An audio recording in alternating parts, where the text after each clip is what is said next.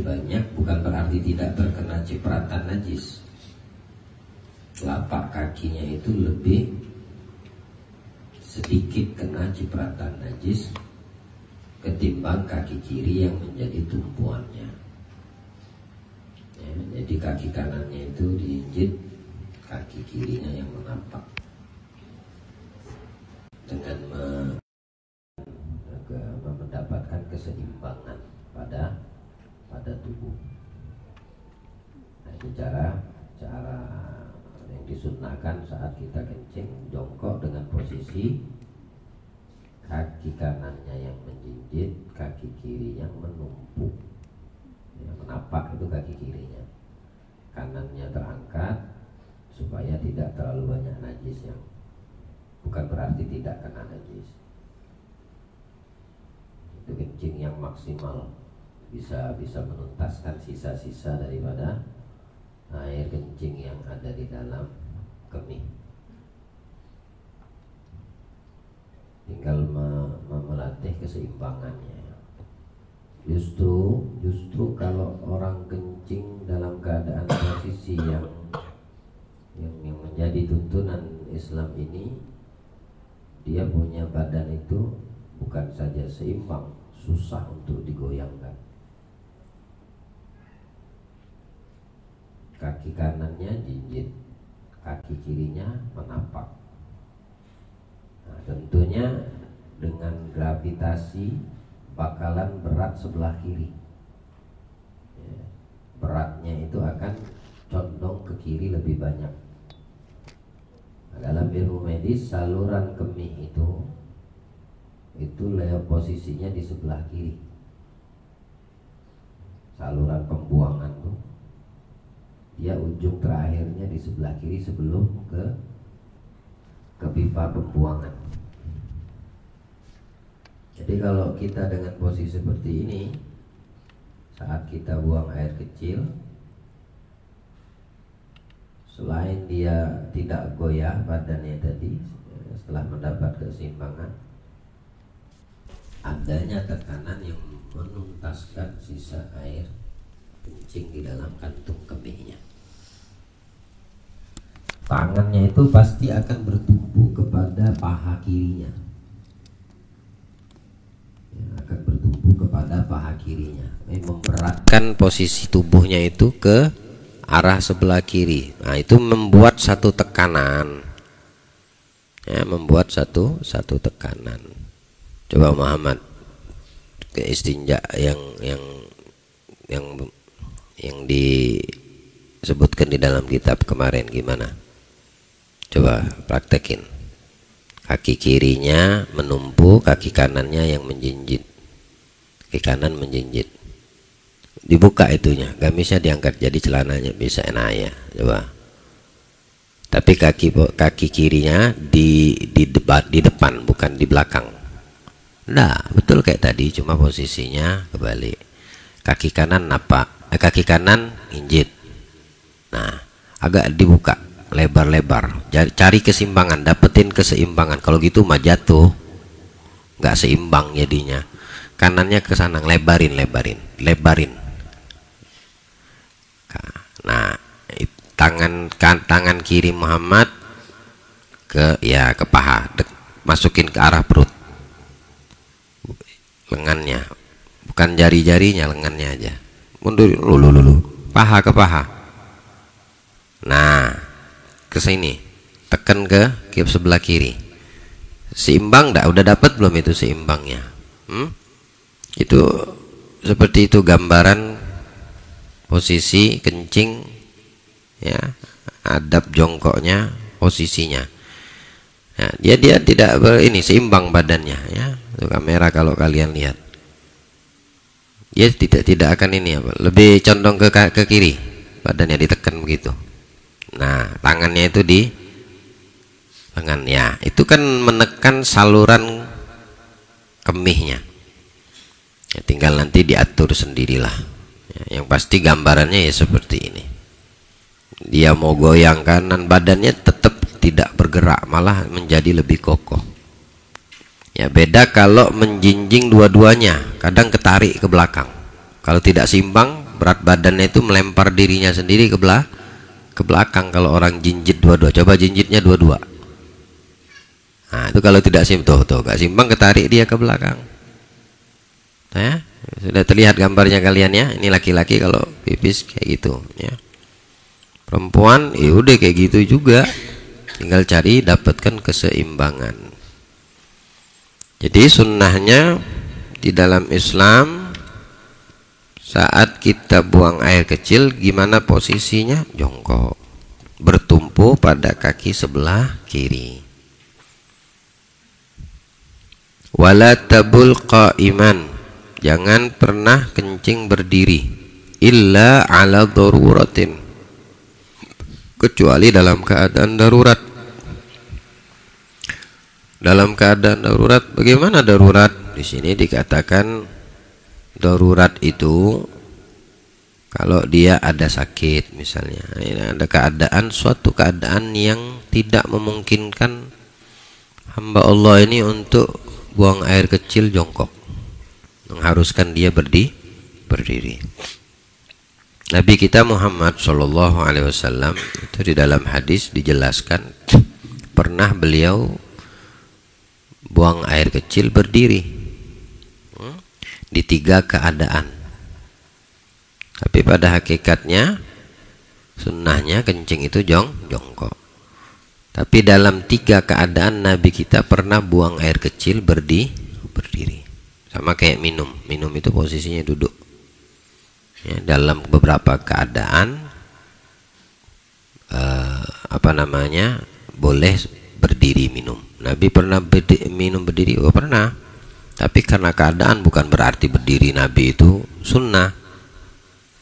Ya, Nabi minum air zam-zam berdiri. Itu karena ramainya sahabat yang mengelilingi beliau sehingga membuat sulit beliau untuk duduk di kerumunan itu.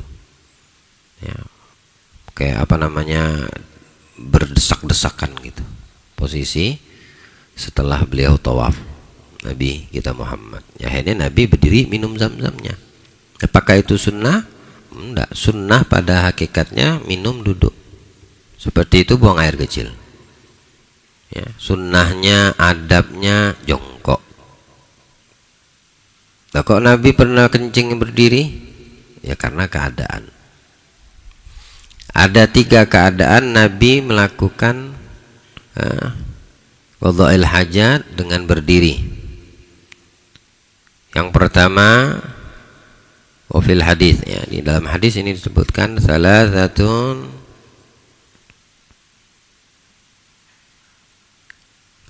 li'anna Nabi sallallahu alaihi wasallam ata siyatatu qaumin fabala qa'iman. Pernah suatu ketika Nabi datang memasuki tempat kebun atau tempat halaman salah satu rumah orang, dan di situ Nabi qadha'il hajat. Dan Nabi dalam keadaan buang air kecilnya berdiri. Ya. Apa alasan yang pertama? Anna Rasulullah sallallahu alaihi wasallam fa'ala dzalika limaradin mana'ahu minal gu'ud. Karena ada satu penyakit yang dialami Nabi kita saat itu yang menyulitkan beliau untuk duduk. Tidak disebutkan sakitnya di sini. Sakit apa yang membuat Nabi susah untuk duduk ketika buang air kecil? Makanya Nabi kencingnya berdiri. Ya. Jadi jangan dikatakan karena kita melihat ini hadis Nabi kencing berdiri termasuk sunnah, Nabi aja kencing berdiri. Nggak boleh kita mendefinisikan seperti itu. Para ulama sepakat kencing itu posisinya jongkok, walaupun Nabi pernah kencing berdiri karena alasan, ya, adanya suatu alasan. Nabi sakit yang menjadikan sakit itu sebab beliau sulit untuk duduk, makanya beliau buang air kecilnya berdiri. Itu sebab pertama. Sebab yang kedua dikatakan ulama, annahu istishfa bidzalika min waj'is sulbi jariyan ala adatil Arab min annahum yastashfuna bil bol qiyaman. Di antara banyaknya orang-orang Arab di masa itu, ada yang terkena sakit atau penyakit yang dengan kencing berdiri menurut kebiasaan mereka itu bisa mendatangkan kesembuhan. Kalau kencingnya jongkok malah tidak tuntas dan tidak menyebabkan penyakit itu keluar secara total. Jadi ada satu kebiasaan bangsa Arab dulu, cara pengobatannya dengan kencing berdiri. Nah, ini alasan ulama kedua kenapa Nabi dikatakan pernah kencing berdiri. Ya, yang pertama tadi memang beliau tidak memungkinkan untuk duduk jongkok dengan sebab penyakit yang beliau derita. Yang kedua, mendapatkan kesembuhan, artinya dengan seluruh najis kencing keluar itu adalah mencari kesembuhan. Tidak ada yang tersisa di dalam tubuhnya. Makanya kencingnya berdiri menjadi itu di dalam kondisi sakit kayak gitu ya. Tradisi orang Arab, cara mendapatkan kesembuhannya dengan kalau waktu mau kencing berdiri. Tapi nama penyakit apa? Wallahu alam.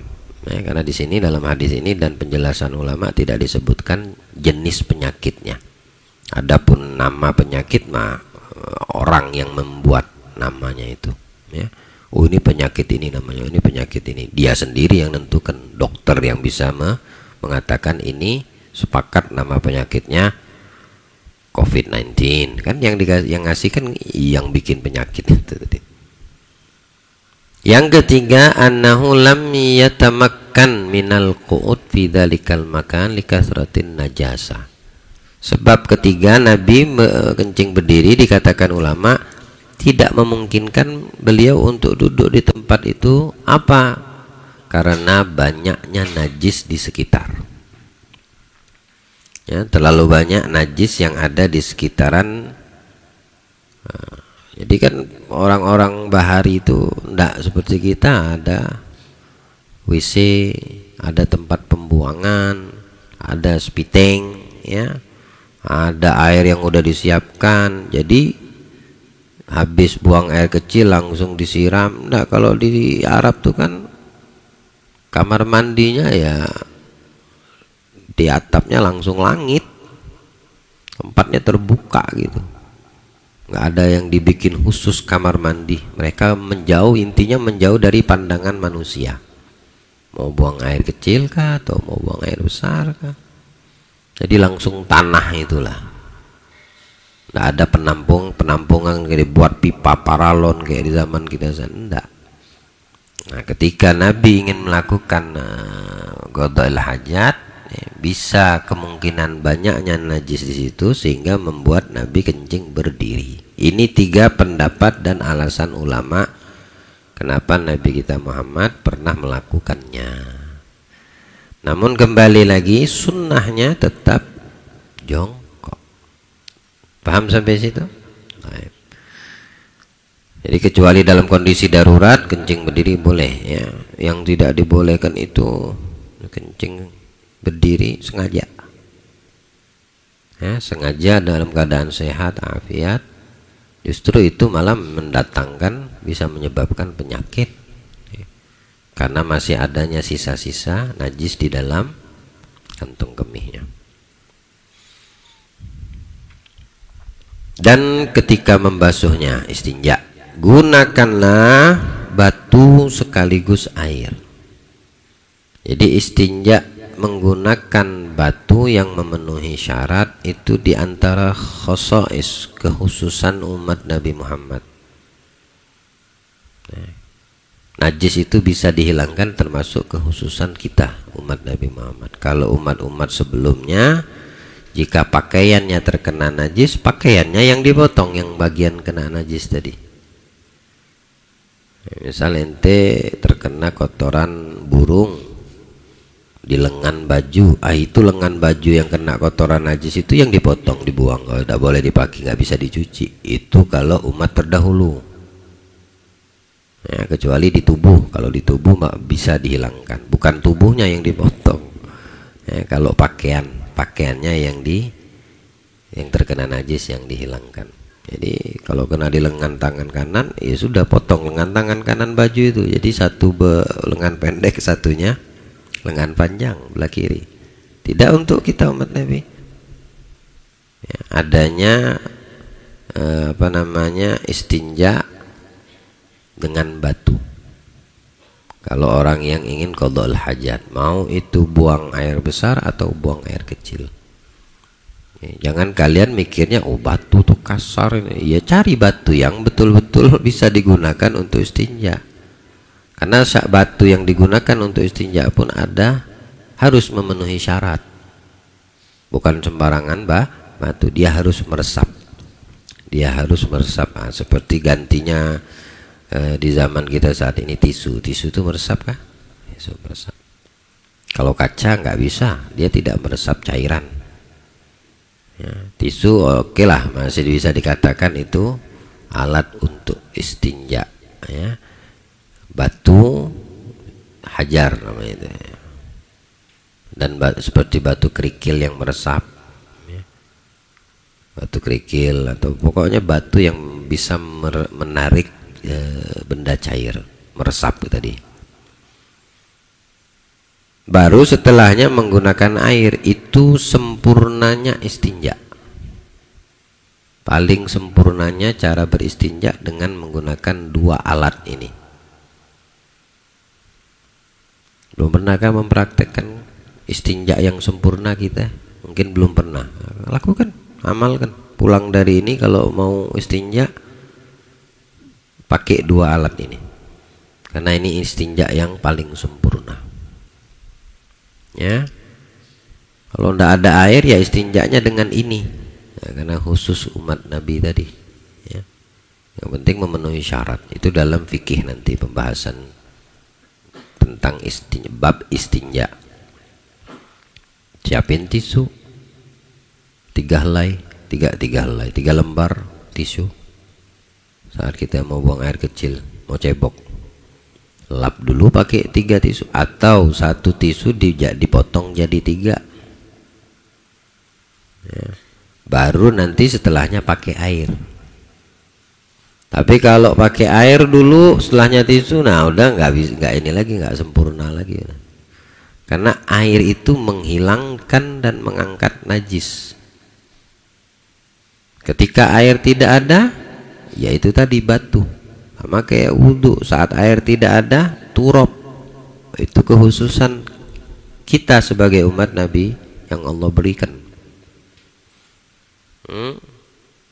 Jadi pakai tisu dulu atau pakai batu, 3 kali usapan, menggunakan tangan kiri, ya, mengusap najisnya di kemaluan dengan cara diputar ke arah kiri, bukan ke kanan, karena kanan itu sesuatu yang baik menggunakan kanan. Karena ini najis yang dibersihkan, mutarnya kebalik ke arah kiri. Diputar ke arah kiri 360 derajat. Dapat 1, ambil lagi tisu yang berikutnya atau batu yang berikutnya, putarkan lagi. Ambil yang ketiga, hilang najisnya udah. Kalau ya belum yakin yang ketiga ini najisnya hilang, ambil yang keempat sampai mendapatkan keyakinan. Kalau tiba keyakinannya, dia dapatkan keyakinan najis itu hilang pada istinja yang hitungan genap, maka sekali lagi lakukan untuk mendapatkan sunnahnya, witir, ganjil. Nah, baru setelahnya pakai air, ya, baru setelahnya pakai air. Atau di rumah kita bisa praktekkan, kagak harus kita ketika perjalanan. Kalau naik pesawat itu di kamar mandinya itu ada air, ada tisu. Nah, itu sempurna banget tuh istinja di situ. Atau di mana, di kantor yang menyediakan tempat istinja, air dan tisu. Kalau batu enggak mungkin lah ya, tisu biasanya. Yang pasti dia juga meresap ya, dianggap seperti hajar. Paham sampai situ ya? Sempurnalah dia beristinja dengan menggunakan dua alat ini. Akan tetapi jika engkau ingin memilih salah satu di antara keduanya, antara batu sama air atau tisu sama air, maka utamakan menggunakan air. Ana ndak mau pakai batu, ana ndak tahu caranya, takutnya nanti kemaluan saya kenapa misalnya tadi ya. Ana ndak mau pakai tisu, takut nanti iritasi, ndak cocok misalnya tadi. Tisu bukan tisu basah ya, tisu kering, pakai air aja langsung. Tepat sudah pilihannya, karena air menghilangkan dan mengangkat najis. Tapi kalau ingin sempurna, gunakan sebelum air itu batu atau tisu, baru setelahnya menggunakan air. Paham sampai situ?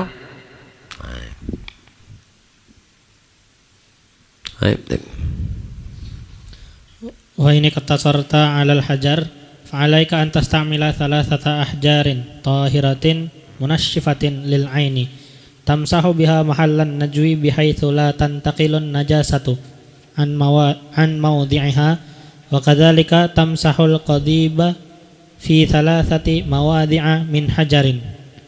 Sedang bila engkau memilih menggunakan batu, maka gunakan 3 batu yang bersih dan kering. Batu-batu itu engkau usapkan pada bagian yang tepat, lubang anus untuk buang air besar, dan usahakan jangan sampai membiarkan sisa najis pindah dari tempatnya ke tempat yang lain. Untuk bersuci dari buang air kecil, usaplah ujung batang zakar, tempat pembuangan air kencing, dengan 3 sisi sebuah batu. Nah, di sini dikasih tahu kan kalau mau istinjanya menggunakan batu atau tisu.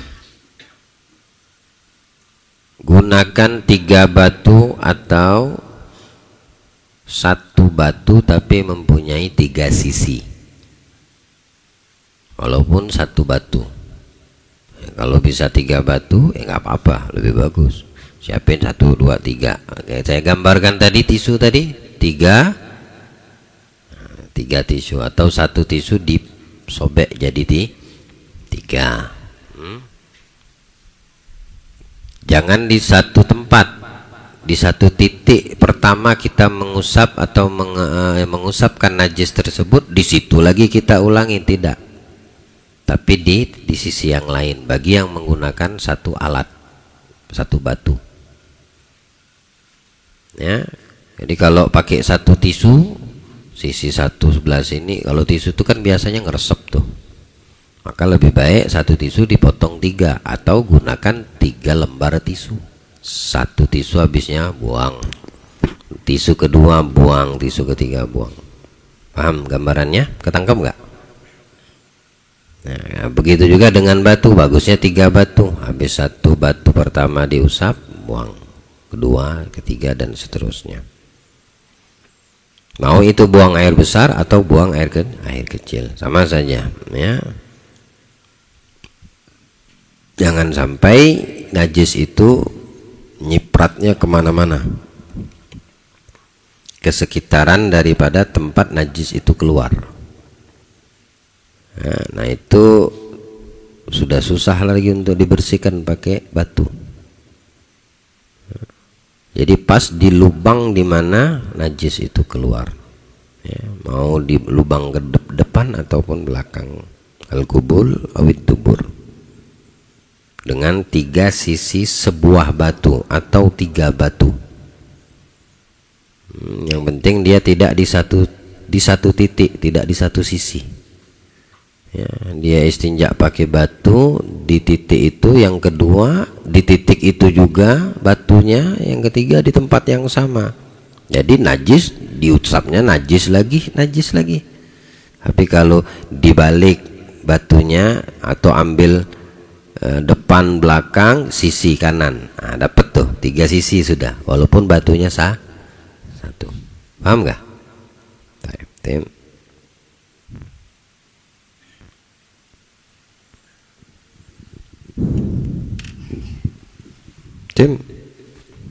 Fa in lam yahsulil inqa'u bi thalathatin fatamim khamsatan aw sab'atan ila ayyun kiya bil itari fal itaru mustahabbun wal inqa'u wajibun wala tastanji illa bil yadil yusra. Jika dengan menggunakan 3 batu ternyata belum bisa membersihkannya, maka gunakanlah batu sebanyak 5 hingga 7 atau bilangan ganjil berikutnya sampai bersih. Yang jelas, menggunakan batu dengan jumlah bilangan ganjil itu hanya sekedar anjuran, sementara bersih itu lebih wajib. Dan pada saat membasuh, gunakan tangan sebelah kiri. Pakai tangan kiri, hitungan alat yang digunakan ganjil, ya, 3, 5, 7 misalnya. Andai dia dapat keyakinan najisnya sudah terangkat di hitungan genap, maka sunnah untuk ditambah sekali lagi supaya mendapatkan ganjilnya. Yang pakai tisu, yang pakai batu sama. Ini di luar pembahasan air, ya. Kalau air udah ada bahasan karena najisnya sudah terangkat semua, langsung bersih dengan menggunakan air.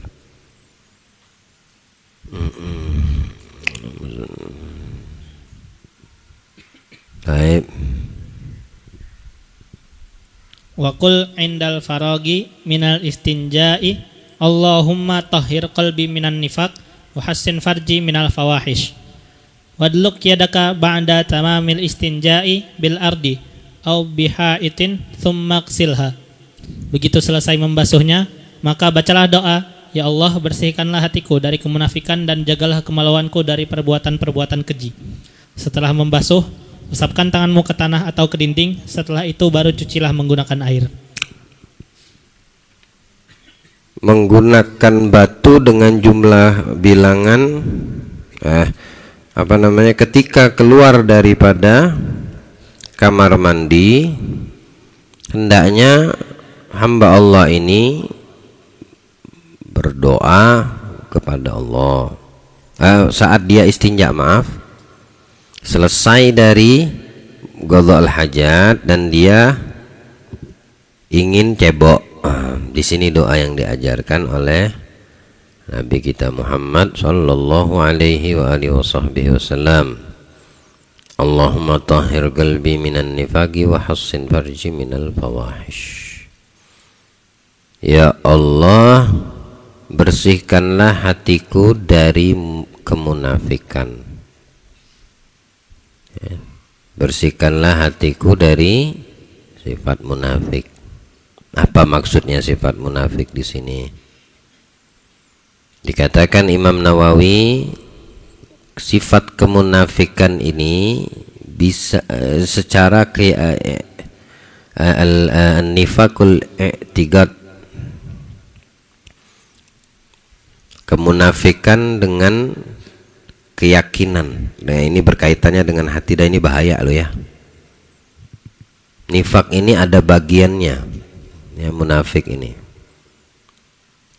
Kalau itu berkaitan dengan keyakinan, ya berarti dia punya keyakinannya rusak. Itu penyakit. Contohnya seperti Mu'tazilah. Ya. Orang-orang Mu'tazilah itu punya keyakinan, di dalam keyakinannya qadha dan qadar Allah itu, ya, ketetapan dan takdir Allah itu dengan pilihan kita, bukan Allah yang menetapkan. Ya, ada qadha dan qadar. Ya, tapi Mu'tazilah enggak ada qadha, enggak ada qadar. Kita yang memilih, kita yang menentukan. Itu dia punya keyakinan seperti itu. Nah, ini rusak keyakinannya. Memang kita dikasih akal untuk memilih, Tapi semua yang menjadi pilihan kita tidak keluar dari ketetapan godoknya Allah. Ya, kamu ditugaskan untuk memilih. Ada ular, atau ada kebakaran gede nih. Ada binatang berbisa lewat, ular kobra misalnya tadi, ya kan? Yang mestinya harus dijauhi ya. Tapi bisa gak orang itu memilih untuk mendekati?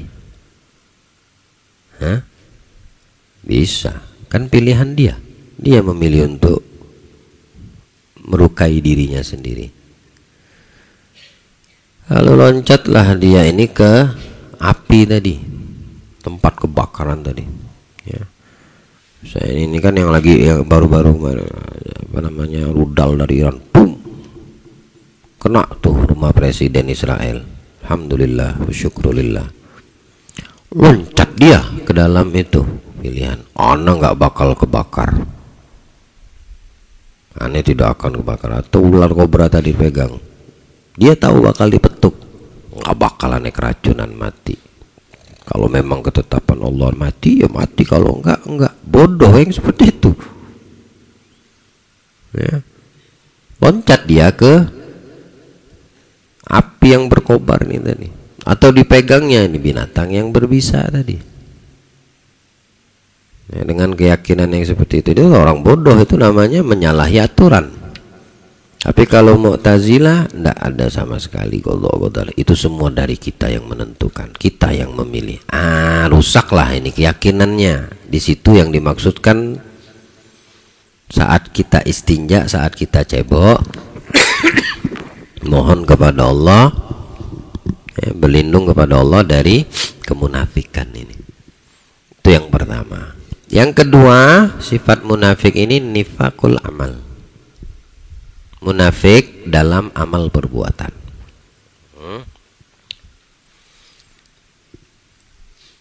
Jangan minum khamr, dah tahu dia minum. Munafik nih. Ayo hadir majelis, jangan nggak hadir majelis, boleh, jangan malas-malas gitu, harus rajin majelis. Pas waktunya majelis dia ndak nongol, tanpa udzur, badan sehat, ndak ada sakit, ndak ada halangan. Ada nifak secara amal. Jangan tidak baca Quran ya, dianya baca IG, Facebook, bukan Quran, lebih banyak ke situ. Quran ndak dibaca sama sekali. Ada nifak fil amal. Ya, bilang Allah dalam Al-Quran, lima taqulu ma la taf'alun. Kenapa kamu ngomong tapi tidak mengamalkan? Kabura magtan indallahi an taqulu ma la taf'alun. Pelanggaran yang berat itu, besar keadaan yang seperti itu, berat di sisi Allah. Kamu cuma ngomong tapi kamu tidak mampu mengamalkan. Nah, ini teguran juga untuk khususnya para da'i. Para pendakwah ini kan kalau bab ceramah, ngomong Al-Quran, ngomong hadis, udah memang bidangnya dia. Tapi lihat dari sisi pengamalan, ada enggak? Kalau itu tidak sesuai dengan yang diomongkan, tidak ada di dalam pengamalan, walaupun tidak perfect, karena manusia itu jauh dari standar kesempurnaan, tapi adanya kesungguhan dan kemauan yang kuat terhadap apa yang disampaikan oleh seorang pendakwah, mesti ada pada keseharian pengamalannya. Ya, ini insya Allah selamat yang seperti ini. Yang jadi masalah itu ngomong pinter, hadis, Al-Quran, fatwa, dalil, tapi praktek tidak ada. Nah, ini yang bahaya yang dimaksudkan Allah dalam Al-Quran. Kenapa kamu cuma bisa berkata, berucap, mengajak, justru malah kamu yang berkata, mengajak dan berucap itu tidak mengamalkan. Itu satu pelanggaran yang berat di sisi Allah, dosa yang besar. Allah jauhkan dari hati kita sifat nifak, ya, baik itu nifak di dalam keyakinan ataupun kemunafikan di dalam pengamalan, ya. Nah, orang saat cebok baca ini dalam hati, jangan dilafazin kan ya, jangan dilafazkan, karena di dalam kamar mandi posisinya. Dalam hati saja dia baca, Allahumma tahhir qalbi minan nifaq wa hassin farji minal fawahish. Jaga, lindungi kemaluanku ya Allah dari perbuatan yang keji. Perbuatan yang keji apa? Berzina. Itu perbuatan sangat keji yang dikutuk sama Allah binasul Quran. Wala taqrabuz zina innahu kana fahishatan wa sa'a sabila. Allah memberitahukan kepada manusia jangan mendekati perbuatan zina. Mendekatinya aja dilarang Allah. Apalagi melakukannya, mendekati nggak boleh. Dan macam-macam pendekatan perbuatan zina itu secara fisik banyak. Di era kita ini, teknologi saat ini, komunikasi lain jenis itu sudah namanya membuka pintu iblis untuk mengarahkan dua insan ini, dua jenis manusia ini, laki perempuan itu ke arah zina. Kecuali yang dilindungi Allah Subhanahu wa ta'ala. Maksudnya bagaimana dilindungi Allah? Menikah, menghalalkan status sama lain, maka sudah tidak ada lagi pendekatan bab zina, enggak, itu namanya ibadah jadinya. Wala taqrabuz zina, mendekati tidak boleh. Bagaimana dengan yang jalan bareng, pacaran? Itu semua pintu, dia udah buka pintunya. Entah saat itu atau esok atau minggu depan, bulan, tahun depan, tahun berikut bakal jatuh dia. Orang yang mendekati dirinya kepada makruh akan jatuh kepada yang haram. Sya'am aba, mau dia sadari atau tidak. Ini kalimat sadar atau tidak sadar itu di luar ingatan atau kesadaran kita. Ingatnya, sadarnya setelah melakukan, nah baru dia ingat, baru dia sadar. Itu maksudnya ya. Dia suka atau tidak suka akan jatuh kepada yang haram. Lalu bagaimana orang yang mendekati yang haram, yang melakukan yang makruh, keseringan melakukan yang makruh, itu akan dia sadar dan tidak sadar melakukan yang haram. Diawali yang makruh. Lalu bagaimana pendapat kalian orang yang melakukan pendekatan yang haram, yang udah dilarang Al-Quran? Wala taqrab, jangan dekati. Nah, ini larangan namanya. Mendekatinya itu dilarang. Nggak langsung kepada teksnya atau tujuannya perbuatan zina itu, tidak. Wala taqrabu zina, jangan dekati zina. Mendekatinya nggak boleh, apalagi melakukannya. Ada zina mata, ada zina mulut, ada zina telinga, ada zina perut, ada zina kemaluan. Ada Imam Ghazali dalam kitab lain, beliau menjelaskan macam-macam zina. Mata berzina melihat yang bukan halal untuknya. Telinga berzina mendengar yang tidak mendatangkan ridho Allah. Mulut berzina ngomongin orang, buka aib orang, ngomong kotor, ngomong jorok, ucapan-ucapan kalimat yang mendatangkan dosa, itu mulutnya berzina. Hatinya yang berzina, benci sama orang, hasut, dengki, maksiat semua. Perut berzina, makan minum yang masuk haram, ada berzina. Nah, walaupun pada umumnya zina yang dimaksudkan di dalam Al-Quran ini terkhusus pada ayat ini adalah zina kemaluan. Ya, jadi apapun yang bisa mendekatkan diri manusia, diri kita pada perbuatan zina, jauhi. karena itu sudah larangan. Tamam. Jangan didekati apalagi melakukannya. Ya. Dikatakan yang pernah melakukan perbuatan zina di dunia tidak akan pernah mendapatkan lezatnya bidadari di surga. Hubungan intim dengan bidadari di surga, dia tidak akan pernah Allah kasih kesempatan tersebut. Yang pernah merasakan khamr di dunia, tidak Allah kasih izin dia merasakan khamr di surga. Ayo, oh ada yang halal, kenapa pilih yang haram? Haram di dunia, halal nanti di surga. Tapi yang mencoba-coba haram dunia, dia akan diharamkan apa yang halal di surga untuk dia, kecuali betul-betul dia bertaubat kepada Allah, ya, dan dia memperbaiki dirinya.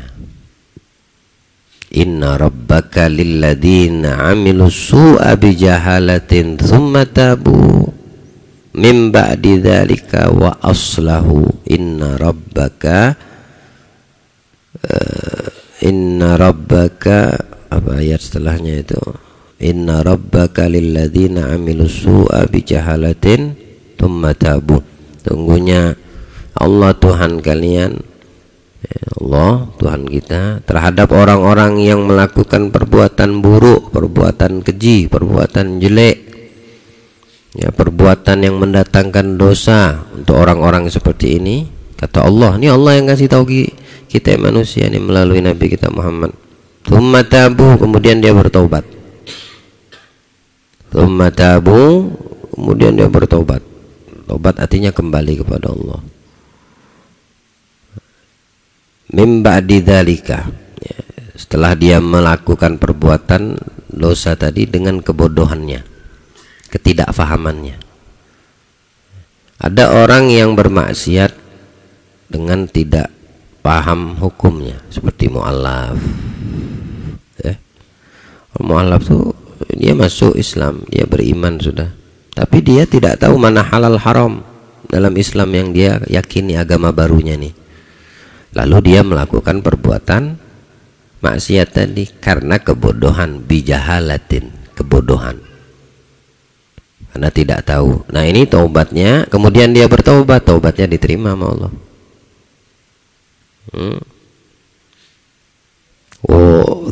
Min ba'di dzalika wa aslahu. Setelah itu dia memperbaiki dirinya. Setelah dia tahu, tadinya kan tidak tahu tuh maksiat, dilakukannya. Setelah dia melakukan maksiat, dia tahu, dia bertaubat. Setelah dia taubat, dia perbaiki dirinya untuk tidak lagi melakukan itu perbuatan. Taubatnya diterima Allah. Ada karakter yang kedua, bagian yang kedua, orang yang bermaksiat tahu, bukan tidak tahu, tahu dosa. Apa hukumnya minuman khamr? Ayo saya tanya, jawab. Apa hukumnya berbohong? Kok diam, nggak ada hukum ya? Kalian mu'alaf ya? Hai, kalau ditanya tuh jawab. Apa hukumnya ngomongin orang? Apa hukumnya ghibah? Apa hukumnya meninggalkan sholat sengaja? Apa hukumnya durhaka kepada orang tua? Tahu kalian, ya? Tahu itu haram. Tahu kalau dilakukan datangin dosa. Ya. Tapi ghalaba alaihim syahwat an-nafs. Tapi dia dikalahkan oleh hawa nafsunya. Dia tahu hukum itu. Dia tahu kalau dilakukan dosa. Cuma hawa nafsunya mengalahkan dia. Akhirnya dilakukannya. Nah setelah kejadian baru nyesel, baru sadar. Tsumma tabu. Setelah dia sadar, dia taubat kepada Allah, kembali dia. Min ba'di dzalika wa aslahu. Bukan saja dia cuma taubat, tapi dia perbaiki lagi dirinya. Yang kedua nih, jenis yang kedua ini taubatnya diterima oleh Allah. Ada jenis yang ketiga, memang betul-betul menantang Allah, mencari pembuktian. Kalau yang dilarang Allah, dilarang agama, yang diharamkan agama Islam ini aku buat, betulkah Allah akan mengazab? Ini menantang ini namanya. Ya, yang menantang ini tidak ada arah untuk bertaubat. Kenapa? Karena Allah ditantangnya, bukan dia bertaubat. Iblis itu Allah ditantangnya itu. Nabi Adam melakukan kesalahan nggak? Iblis juga. Dua-duanya dibuka nggak pintu taubat sama Allah? Dibuka. Cuma bedanya kalau Nabi Adam kembali. Rabbana zalamna anfusana wa illam taghfir lana wa tarhamna lanakunanna. Itu pintanya Nabi Adam karena beliau menyadari kekhilafan dan kesalahannya. Ya. Kembali diterima sama Allah. Lah kalau iblis disuruh kembali, tidak mau, malah minta ditangguhkan. Ya Allah, kasih aku waktu sampai hari kiamat untuk membinasakan anak keturunan Adam. Padahal kalau dia taubat aja, ya, diterima tuh sama Allah, tapi dianya tidak mau. Ada iblis. Ya. Nah ini orang yang nyari perlawanan, tapi salah lawan. Siapa? Orang yang udah tahu hukum dan ahkam, halal dan haram, tapi memang sengaja ditantangnya Allah tuh. Diajaknya fight, berantem seperti petinju, diajaknya dilawan sengaja dia untuk ngetes, untuk nguji. Betul Mike Tyson nggak bisa dikalahkan, ku tes. Nggak tahu dia keok, baru dia mau yakin, tapi terlambat yang seperti itu. Gambaran yang ketiga ini, ya. Dia ingin menguji betulkah maksiat diadab, akhirnya dia maksiat, lalu dia mati, betul-betul diadab, mau kembali, baru mau tobat lah. Ini yang tidak diterima Allah. Ya, ba'di dzalika wa aslahu. Dari itu mendekati yang dilarang Allah itu bisa menjerumuskan langsung kepada perbuatan. Kalau di sini Nabi ajarkan wahassin farji minal fawahish, lindungi, jaga kemaluanku dari perbuatan zina, yang keji maksudnya. Ya, kemana arahnya kemaluan? Kepada hubungan badan laki dan perempuan. Apakah itu dilarang? Kalau dengan ikatan nama Allah dan nama Nabi Muhammad, justru jadinya ibadah dan pahala. Yang dilarang kalau di luar ikatan akad nikah. Ya. Banyak orang yang tidak memahami dari kandungan firman Allah, jangan dekati perbuatan zina. Dia hanya mengira nggak bakal aneh berzina. Aneh tahu diri, aneh tahu batasan, aneh udah gede, aneh nggak bakal tertipu dengan mulut buayanya laki-laki. Iya, dia cuma taunya di situ. Tapi dia tidak melihat di sisi larangan pendekatan yang dilarang sama Allah. Untuk mendekati aja dilarang sama Allah. Dia mengira iblis itu lebih bodoh dari dia. Ana bisa jaga diri. Saat dia bilang aneh bisa jaga diri, dia udah kemakan omongan iblis. Itu aja udah kalah tuh orang. Dia udah dikalahkan dengan dia punya mindset bisa menjaga diri. Memang iblis yang bilang sama kamu di kepalamu itu, kau punya prinsip. Nggak apa-apa, jalan aja, paling juga ngobrol doang. Kan kamu bisa jaga diri, kamu bisa tahu, bisa jaga kehormatan keluarga besarmu, kedua orang tuamu. Itulah sudah dicuci otaknya sama setan. Tapi ketemuannya tetap jalan nggak? Itu tetap jalan. Nanti ketika sudah ketemu, datang lagi kaptennya setan, yang pangkatnya lebih hebat lagi dalam bujuk rayunya. Yang satu anak buahnya, prajuritnya sudah berhasil membuat dia berjalan dengan menanamkan statement aku bisa jaga diri. Tapi tetap keluar, tetap ketemuan, tetap janjian, tetap chatting-chattingan, tetap WhatsApp-WhatsAppan, tetap hubungan komunikasi. Berhasil satu. Nah, turunlah yang lebih hebat lagi ini, apa namanya, mata-matanya nih. Ya, mata-mata setan yang keluar ketemuan, akhirnya ngobrol, tadinya santai, tadinya ini dan itu. Datang ke laki-laki, iblisnya ngomong ini, bisikin ini. Ada lagi yang menyerang matanya untuk melihat tubuh si perempuan. Yang perempuan begitu juga dihipnotis matanya. Tugas setan yang menggoda mata nih, melihat sosok tubuh si laki-laki. Yang di otak lain lagi hipnotisnya. Ya. Itu semua tuh, itu yang ketemuan, yang pacaran. Yang WA-WAan, mulai dengan bahasa-bahasa merayu dan lain sebagainya. Wala tagrab, jangan deketin. Maksudnya itu Allah bilang wala tagrab, jangan deketin. Jangan deketin, apalagi berzina, karena mendekati akan jatuh kepada zina.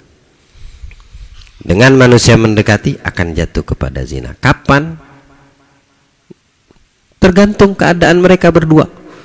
Lah ini hari, besok, minggu depan. Yang pasti syaitan nggak bakal lepas kamu begitu saja.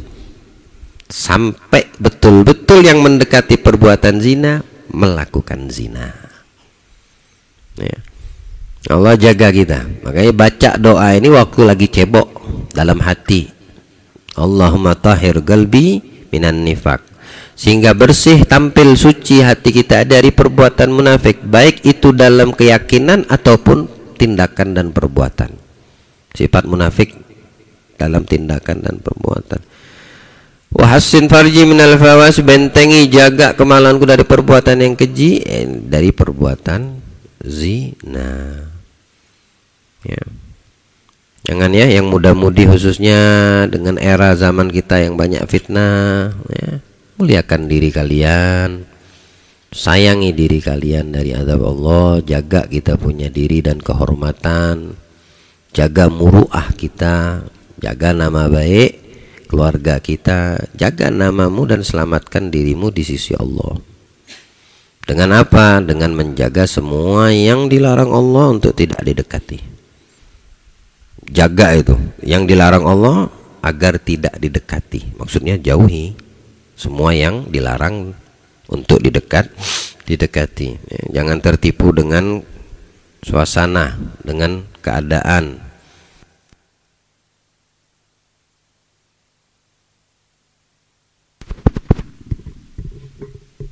Jangan mudah terpengaruh. Apalagi perempuan, ya, khususnya perempuan ya.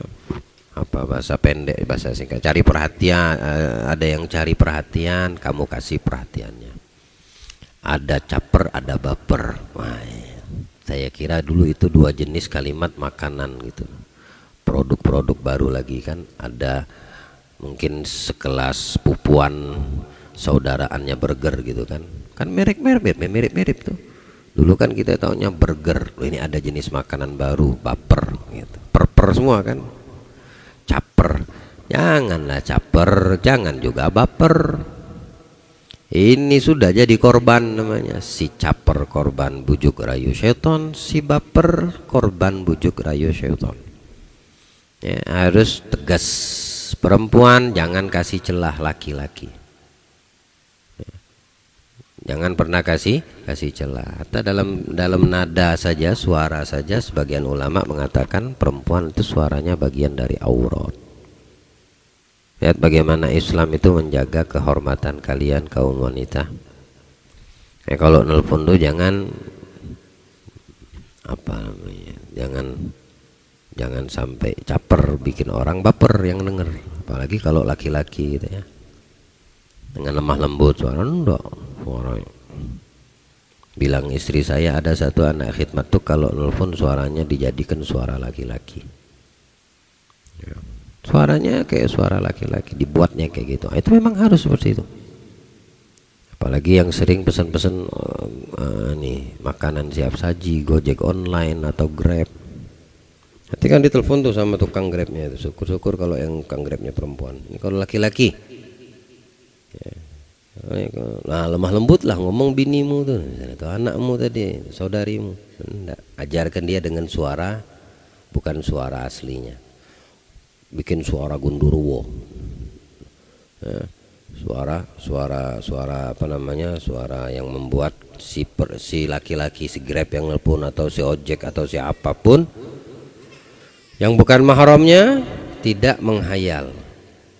Tidak bawa perasaan, bawa pikiran, oh ini suaranya aja merdu banget, gimana orangnya. Nah itu ya, berarti si perempuan itu suaranya itu juga menjadi fitnah ya, sampai laki-laki yang mendengarkan terkesima, baru mendengar aja udah ngebayangin muka yang ngomong. Pas dilihat yang ngomong giginya ompong, patah semua, bisa jadi yang seperti itu. Jadi halo Mbak, di mana namanya? Kamu masuk nanti sana ya. Belok, ada gang belok kiri, ini kanan lurus ya. Masuk, jangan bukain pintu. Kalau nggak ada suami di rumah, nggak ada mahram, nggak ada laki-laki keluargamu di rumah, ketok pintu dia, nggak usah dibuka. Lalu gimana caranya? Suruh gantung aja depan pintu atau taruh di depan pintu. Taruh aja situ pintu. Nah, taruh itu suara kan keluar. Taruh aja Pak depan pintu Pak. Jadi takut dia. Serem banget ini suara perempuan nih. Jin kah yang penghuni ya? Bayarnya gimana? Bayar aja, masukin dari bawah itu lah. Dari bawah pintu tuh. Atau dia mau ngasih kembalian, masukin aja Pak dari bawah pintu Pak. Pernah sini kejadian. Oh nggak apa-apa Kak Mbak, ngomong sama istri saya, gak apa-apa, masuklah duit kembalian ke situ. Makanya saya tuh setiap bangun tidur tuh bahagia ya. Setiap bangun tidur kadang lihat di bawah pintu ada uang. Alhamdulillah, hadis fadli Rabbi ya. Pokoknya ada aja kadang-kadang 100.000, 200.000, 30.000, padahal duit dagang istri saya tuh. Artinya ya senang aja lihat ada di sekitar.